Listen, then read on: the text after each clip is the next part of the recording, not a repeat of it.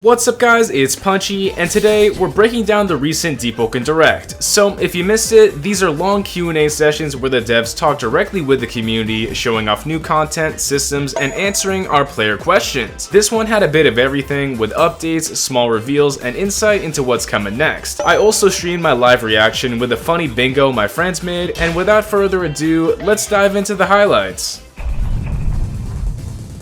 Starting off with the stream thumbnail, this wasn't something the devs talked about directly, but people in the community already started making theories. In the art, you can see some kind of object surrounded by these glowing orange flowers, and they look really unique, and that fits the entire Layer 3 vibe. Stuff like the Simmerbloom diadem accessory and the new area called the Corefield Garden that got mentioned in the direct all line up with the same theme, and that might make sense, I'm not too sure. The object behind these flowers was guessed by the chat to be a knight, a monster, maybe even a golem, something completely new that we haven't seen yet. Hopefully we'll find out more once Layer 3 gets developed further, but let me know what you guys think down below in the comments, and let's move into the main content from this Q&A.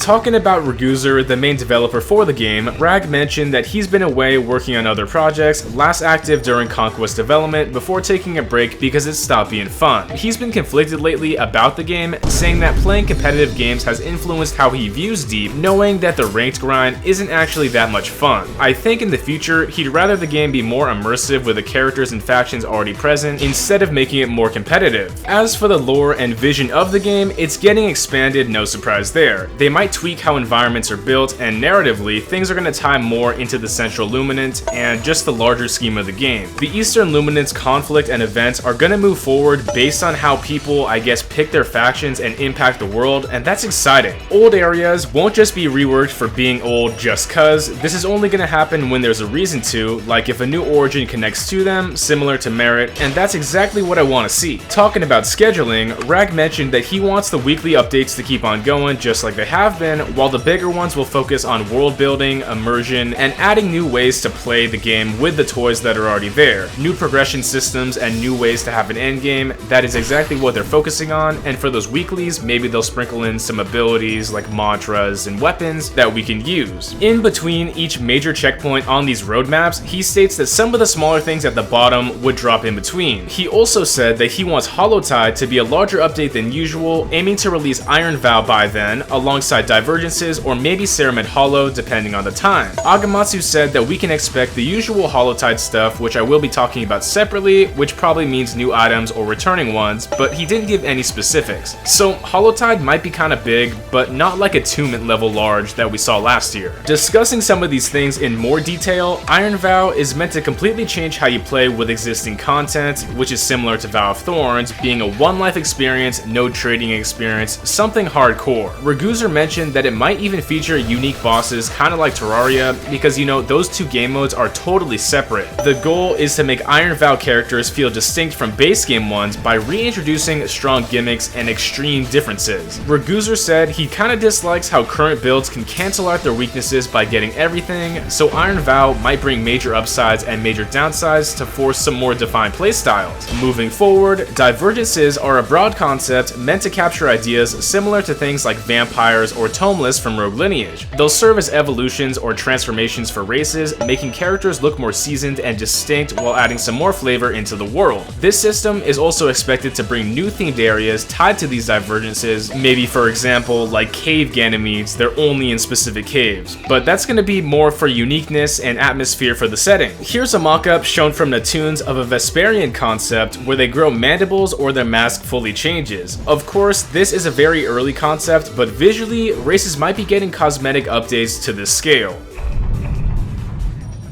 Talking about Layer 3, Rag described Layer 3 as being built around layouts, which is how the concept got approved in the first place. So think of it like an open server similar to Layer 1, but you reach it through instant zones like Layer 2 with randomized paths and randomized areas. Some of the locations mentioned were an unnamed entrance, Corlefen's Garden, the Falling Steps, and the City of Flames. For example, you might want to enter and have to choose between two different paths, kind of like Hades or Binding of Isaac, and you have to make that decision decision. It was also mentioned that wiping will also work differently in layer 3 runs, which might be kinda crazy, but for now that's secret. To break down what's happening in this diagram, the larger boxes are open world areas that you can explore and interact with players like you would on the overworld, and the smaller spots are paths that become instants with your team. Maybe you would have to clear floors and paths and go through these dungeon-like areas to reach the larger zones, but it seems interesting and I have a couple ideas about how this could work. So for now, it truly is a work in progress, but that kind of wraps up all the info about Layer 3 in this direct.